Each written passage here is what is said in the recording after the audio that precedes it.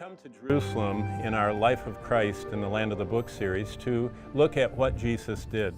And what he did centers around many prophecies that were fulfilled. In one of our videos, we'll see Jesus at Galakantu, as through the evening scene with Peter, Jesus shows he's in command of every situation. While he is being beaten and mocked and blindfolded, his eyes are on Peter. And we'll see the lessons that for us as believers are so impactful. Then we're going to look down at the Via Dolorosa from the top of the Austrian hospice and see Christ coming for suffering in our place. The way of suffering, as Via Dolorosa is called, is such a picture of Isaiah 53.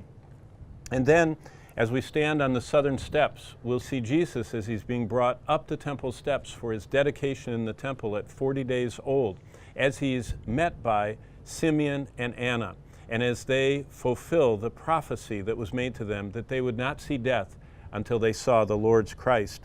And then we see in the city of David that Jesus is the one who offers endless life.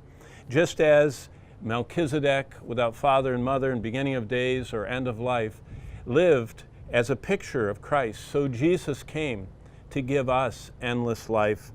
And then, as we look over the city, as Abraham did from the Haas Promenade, we will remember that moment when Abraham brought his son, his beloved son, to offer him in obedience to God. What's amazing about Genesis 22 and that account is, it's the first time in the scripture the word love is used. A father loved his son and was willing to offer him as a sacrifice for God's commandment to be fulfilled. That's exactly what John 3:16 says, that God so loved the world, he gave his only begotten son. So Abraham was portraying that future sacrifice of Christ, and we'll study that from that vantage point. And then, as we look into the very cavernous depths, the quarry beneath the Church of the Holy Sepulchre, we'll see the stones that are cracked, and remember the quarry of the rejected stone, and how Peter, right here in Jerusalem, alludes to Jesus being the rejected stone. And probably Christ was crucified very near that execution spot by that quarry. And then, as we move on to Herod's palace, which is today called the Tower of David, but it was the fortress of Pilate and also the palace of Herod where the wise men came, but also where after Jesus was taken on that night from Gethsemane, he was brought early in the morning to see Pilate.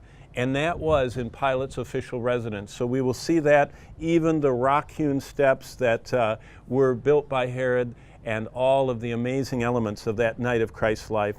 And then we move on out into the desert, because what Jesus did is he opened to us the life-giving waters. And at En-Gedi, we will look at the streams of water coming out of the rock and think about the fact that Jesus makes En-Gedi possible to us anywhere in the world.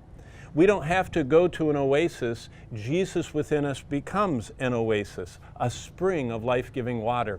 And we will remember that we go into a parched world with the water of life freely flowing through Christ into others.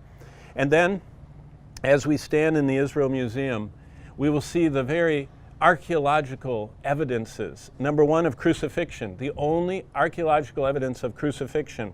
An actual 18-year-old that was crucified, the nail going through his heel bone and bending so that it couldn't be pulled out.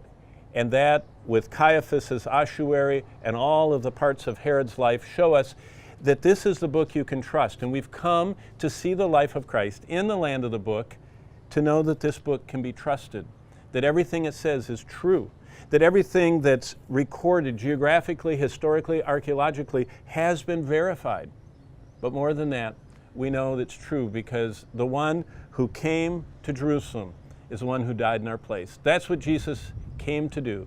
And that's what we study here in Jerusalem in this survey of the life of Christ in the land of the book.